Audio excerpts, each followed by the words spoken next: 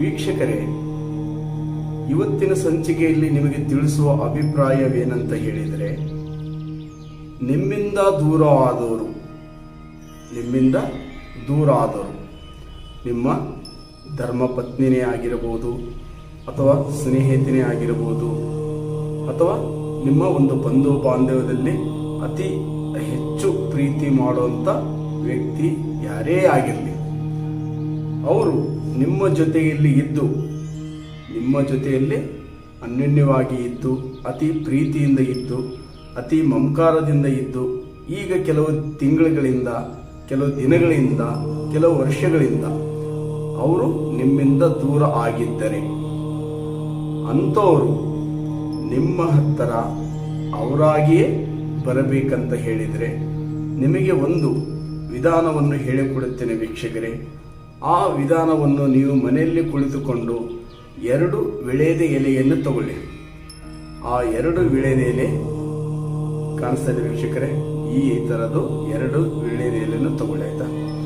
ಈ ವಿಳೆದ ಎಲೆಯಲ್ಲಿ ನೀವು ನಿಮ್ಮಿಂದ ದೂರ ಆದಂಥ ವ್ಯಕ್ತಿ, ಸ್ತ್ರೀ ಆಗಿರಲಿ ಅಥವಾ ಪುರುಷ ಆಗಿರಲಿ, ನಿಮ್ಮ ಧರ್ಮಪತ್ನಿ ಆಗಿರಲಿ, ನಿಮ್ಮ ಸ್ನೇಹಿತೆ ಆಗಿರಲಿ ಅಥವಾ ನಿಮ್ಮ ಸ್ನೇಹಿತ ಆಗಿರಲಿ, ಯಾರೇ ಆಗಿರಲಿ, ನಿಮ್ಮ ಯಜಮಾನ ಆಗಿರಲಿ, ಅಂಥವರ ವ್ಯಕ್ತಿಯ ಹೆಸರನ್ನು ಒಂದು ವಿಳೆದ ಎಲೆಯಲ್ಲಿ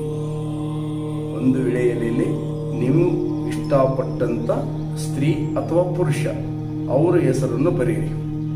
ಅರ್ಥ ಆಯ್ತಾ? ಸದ್ಯಕ್ಕೆ ನಾನು ಒಂದು ಅರುಣ್ ಅಂತ ಬರೆದಿರ್ತೀನಿ. ಅರ್ಥ ಆಯ್ತಾ? ಇದು ನೀವು ಇಷ್ಟಪಟ್ಟಂತ ವ್ಯಕ್ತಿಯ ಹೆಸರು. ಅರ್ಥ ಆಯ್ತಾ?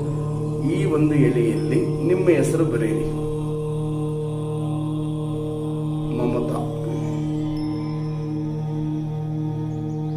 ಈ ತರ ಒಂದು ವಿಳೆದ ಎಲೆಯಲ್ಲಿ ನೀವು ಇಷ್ಟಪಟ್ಟಂತ ವ್ಯಕ್ತಿ, ಸ್ತ್ರೀ ಆದರೆ ಸ್ತ್ರೀ ಹೆಸರು ಬರೀರಿ, ಪುರುಷ ಆದರೆ ಪುರುಷ ಹೆಸರು ಬರೀರಿ, ಆಯ್ತಾ?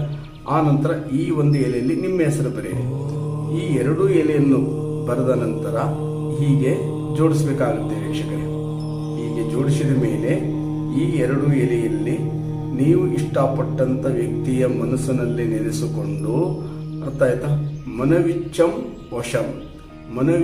ವಶಂ ಅಂದ್ರೆ 5 ಬಾರಿ ಅರಿಶಿಣ ಮತ್ತು ಕುಂಕುಮದಿಂದ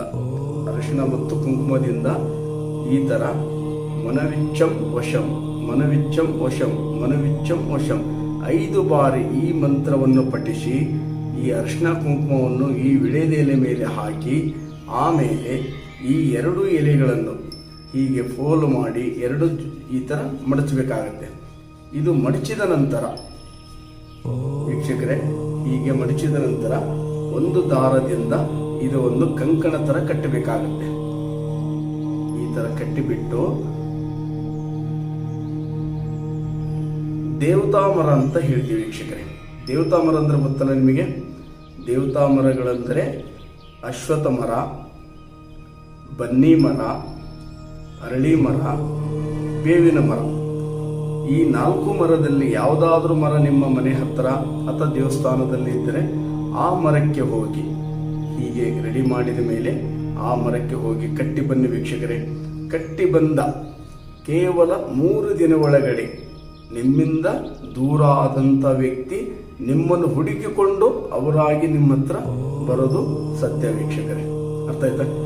ಈ ಯಂತ್ರವನ್ನು ಮತ್ತು ಈ ತಂತ್ರವನ್ನು ಮಾಡೋದಿಕ್ಕೆ ಗುರುವಾರ ಅಥವಾ ಭಾನುವಾರ ಈ 2 ವಾರ ಮಾತ್ರ ಇದಕ್ಕೆ ಸೀಮಿತವಾಗಿರುತ್ತೆ ವೀಕ್ಷಕರೇ.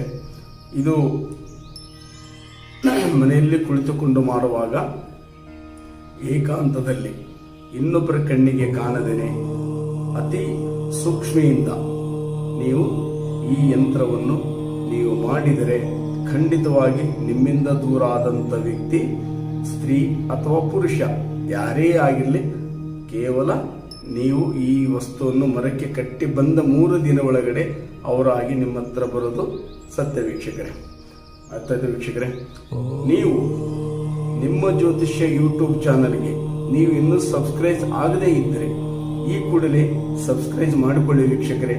ಮತ್ತೆ ಕೆಲವು ವಿಡಿಯೋಗಳನ್ನು ನೀವೇ ಫಸ್ಟ್ ನೋಡುವಂಥ ಭಾಗ್ಯ ನಿಮಗೆ ಸಿಗುತ್ತೆ.